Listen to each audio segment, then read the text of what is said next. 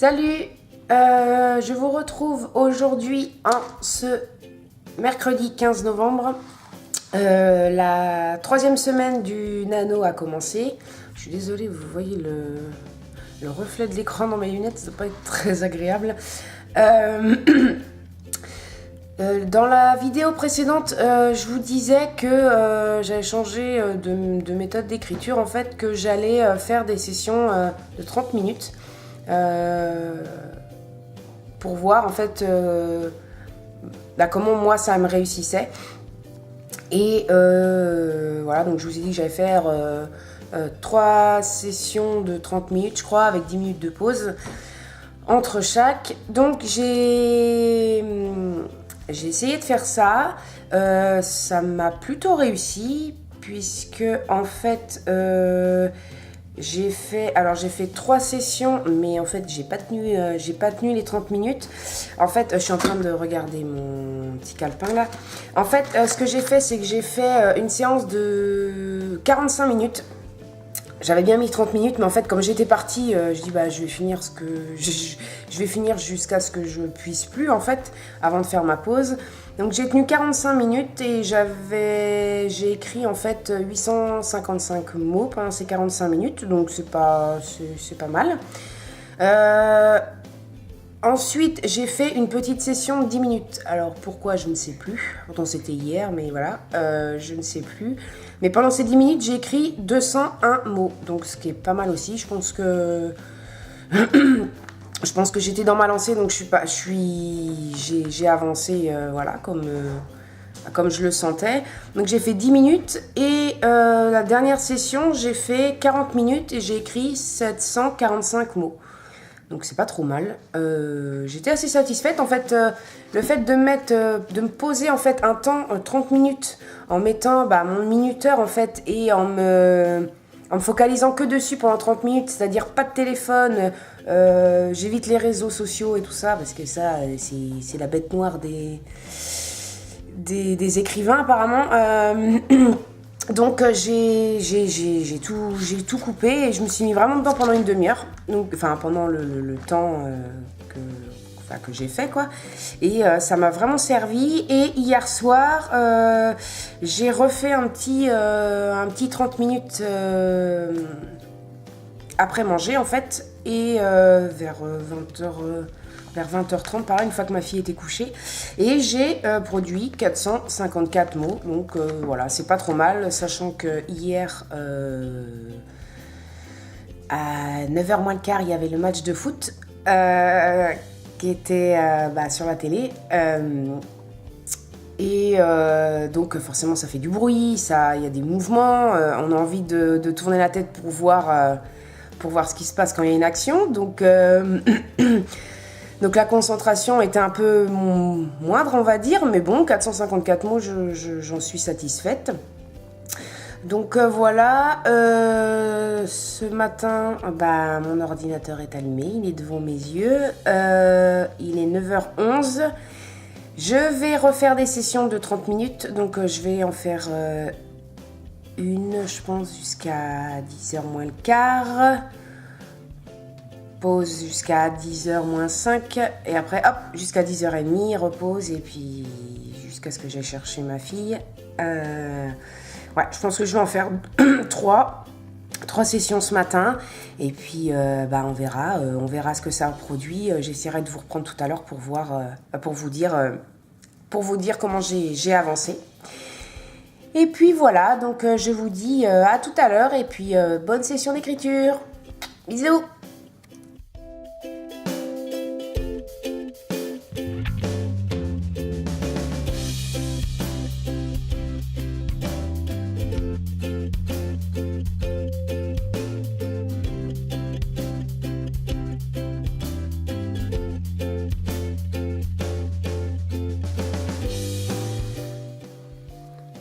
Bonjour tout le monde, j'espère que vous allez bien. On se retrouve en ce jeudi matin, nous sommes le 16 novembre, il est assez tôt parce qu'il est même pas 9h15. Je reviens aujourd'hui pour vous parler un petit peu de ce qui s'est passé hier, donc le 15.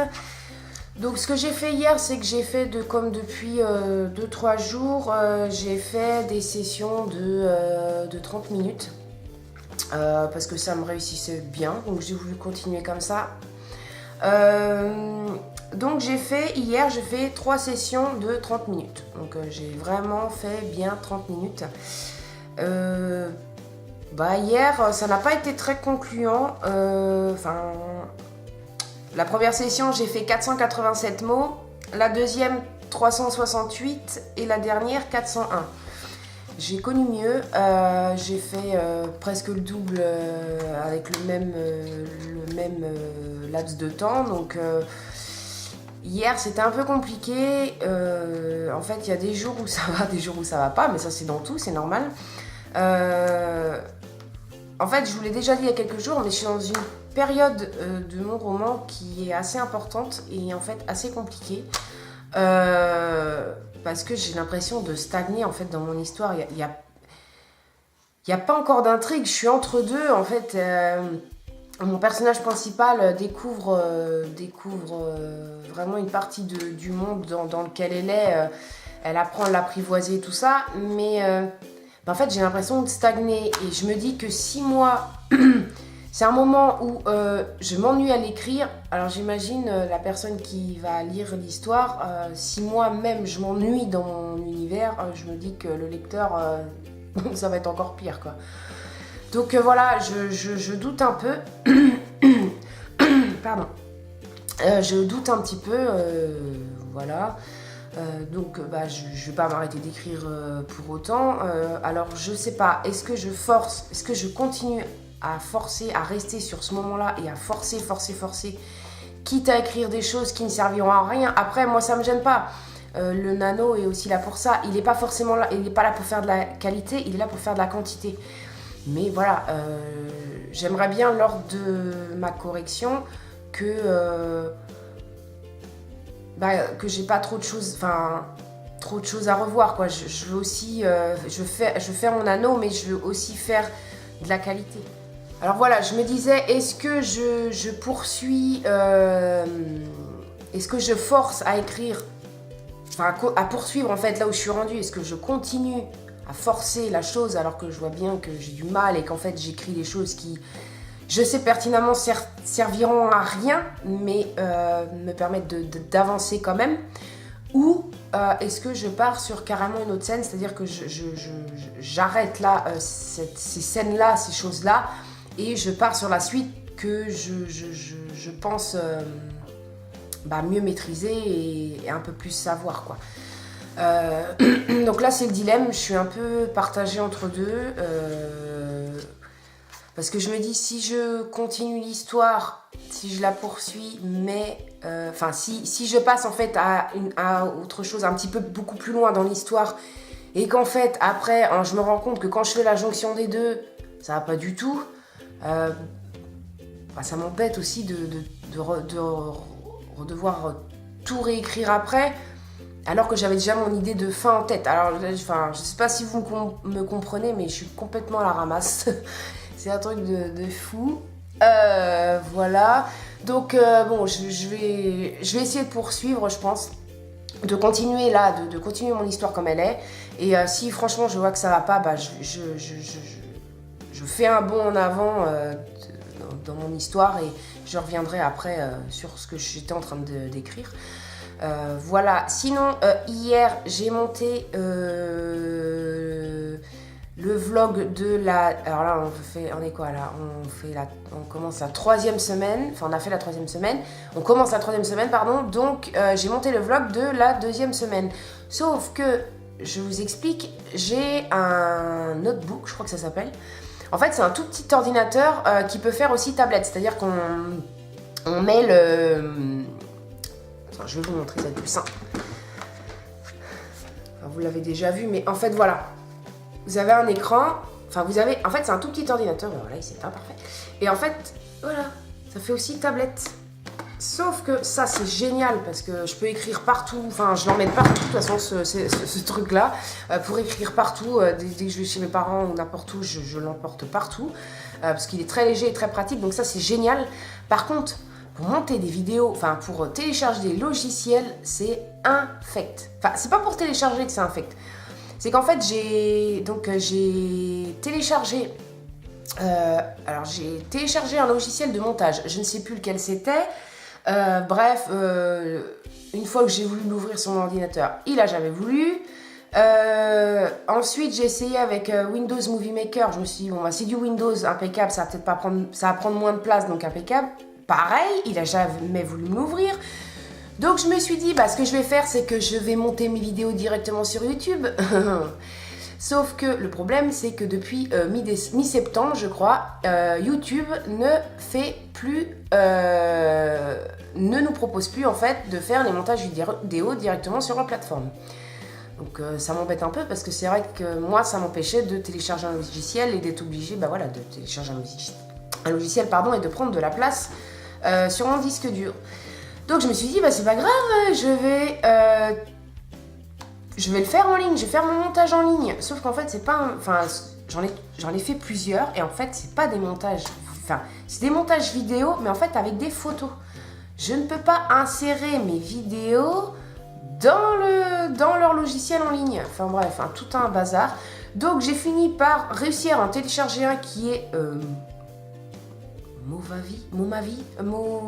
Attendez, je regarde. Movavi vidéo. J'ai réussi à le télécharger. Sauf que le problème, c'est qu'il prend énormément de place. Il pompe vachement sur mon disque dur.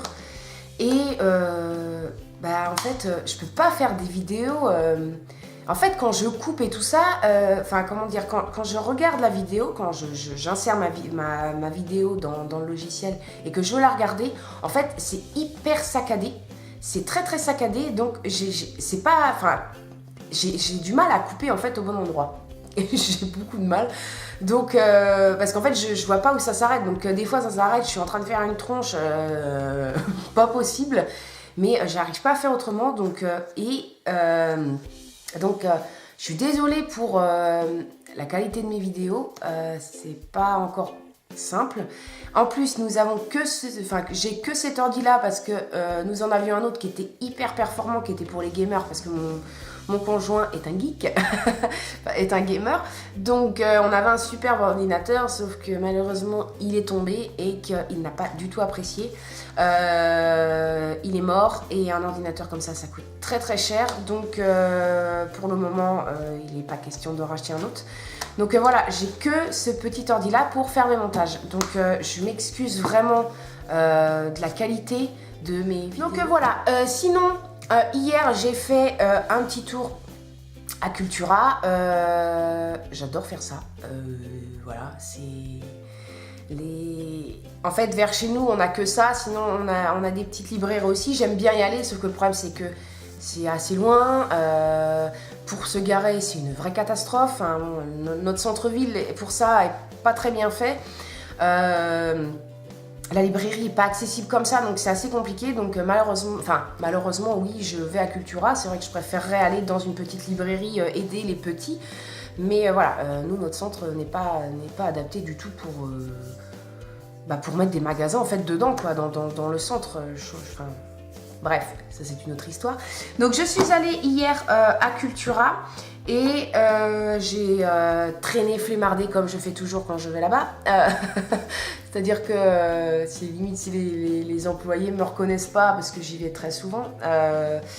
J'adore y aller, en fait je regarde les livres pour enfants, les livres jeunesse, les livres adultes, la fantaisie, voilà. J'adore y aller, j'adore feuilleter, regarder les résumés, je sais pas si vous êtes comme ça, mais moi des fois j'y vais, je sais que je vais pas acheter, mais juste comme ça pour voir les nouveautés ou pas, ou juste voilà, avoir plein de livres autour de moi, ça m'apaise, ça me fait du bien. Donc hier, j'allais à Cultura, pas pour acheter à la base, mais j'avais vu une pub sur Facebook comme quoi Cultura vendait le souffle de Midas d'Alison de la chaîne Lily Bookin. Donc j'étais contente parce que c'est les éditions du Chat Noir, et les éditions du Chat Noir, d'après ce que j'ai compris, mettent pas forcément en librairie comme ça, donc faut faire la demande et tout. Donc quand j'ai vu la pub, je dis bon bah je vais aller voir déjà le livre et puis on verra si j'ai envie de me le procurer ou pas. Bon, bref, mon Cultura ne l'avait pas, je pouvais le commander, mais pour l'instant, je n'avais pas forcément envie, donc j'ai refusé. Voilà. Mais j'ai fait un tour dans les BD. Il faut savoir que je suis une personne qui ne lit pas depuis que je suis petite, machin, j'ai pas du tout ce côté-là. J'aurais bien voulu, hein, mais j'ai pas du tout ce côté-là. Au contraire, enfant, dès qu'on avait une histoire à lire à l'école, c'était même pas la peine pour moi. Je supportais pas de savoir que qu'il fallait que je lise un livre. C'était un truc de malade, ça m'en rendait malade. Je supportais pas ça, j'aimais pas lire. Pour moi, il n'y avait aucun intérêt de lire un livre. Voilà. Ne jetez pas la pierre, j'étais enfant. Et en fait, ça fait pas si longtemps que ça que je lis parce que j'ai commencé à lire. J'étais enceinte. Donc vous voyez, ça fait 4 ans. Voilà, donc ça fait pas si longtemps que ça. J'adore les livres, j'adore lire. Je ne lis pas 15 bouquins par mois, je sais même pas si je suis à 3 ou 4 par mois. J'aime lire, mais voilà, je suis pas quelqu'un qui lit très vite.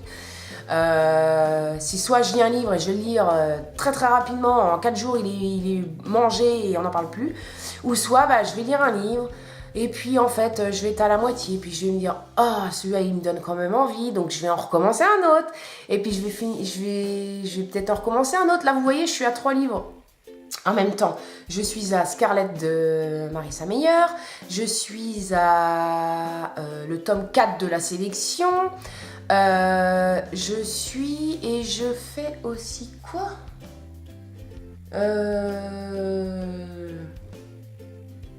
et le second tome de Maxime Chatham, Autre Monde. Voilà, donc c'est des choses très différentes, voilà. Mais ça ne m'empêche pas de... Je passe de l'un à l'autre, j'ai beaucoup de mal. Alors souvent j'en ai un, je me focalise dessus, là en ce moment c'est Scarlett. Avec le nano, je suis un peu moins... Je lis un peu moins, mais c'est Scarlett, et puis des fois j'en prends un, j'en prends l'autre. Enfin voilà, donc parenthèse fermée, tout ça pour vous dire que, je parle beaucoup pour vous dire peu, je suis allée au rayon BD, parce que justement, comme je vous disais, avec le nano, j'ai beaucoup de mal à lire. Je suis plus dans l'écriture, donc voilà, j'écris, et je vous avoue que le soir, j'ai plus envie, je suis fatiguée, donc voilà. Mais ça me manque quand même la lecture, donc je me suis dit, écoute, tu vas faire un compromis. En plus, j'adore le dessin. Donc, je me suis dit, tu vas t'acheter une BD. Donc, tu vas t'acheter. Non, je me suis pas dit tu vas t'acheter. Je suis allée au rayon BD et surtout, je suis tombée sur une BD qui m'a donné envie. Et c'est là que je me suis dit, comme tu as du mal à lire des livres, des romans, tu vas lire une BD. Et en fait, je me suis acheté La quête des Willan de Pierre Bottero. Donc là, c'est une BD qui a été faite par Lilian et Baldetti. C'est aux éditions Glénat. Voilà, elle a coûté 14,95 €. Et franchement, j'en suis contente. Je ne l'ai pas encore commencé, je vais la commencer. Mais voilà, les dessins sont très beau. J'avais lu je l'ai lu en fait, le premier tome de La quête des Willan. J'ai beaucoup aimé. Et voilà, là je me suis dit, écoute, ça va te permettre de te détendre un peu. Il y a quand même moins d'écrits, il y a beaucoup d'images. Et ça va me permettre aussi de voir si les personnages que je m'étais imaginé, ressemblent en fait à cette BD.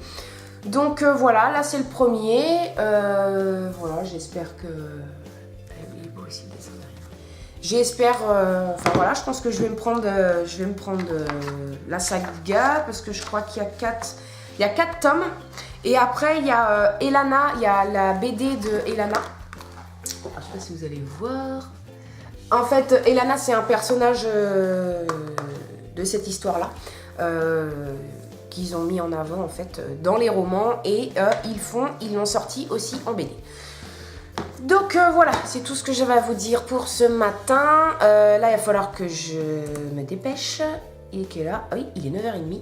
Donc il va falloir que je me dépêche, je vais commencer à écrire en espérant que j'ai envie, que je vais avoir l'idée, enfin que ça va couler.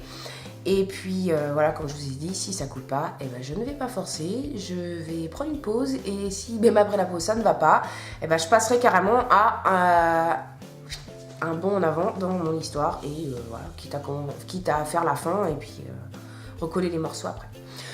Donc voilà, je vous souhaite une bonne matinée, une bonne journée, peut-être, je sais pas si je vous reprends tout à l'heure. Et voilà, c'est tout. Bye bye!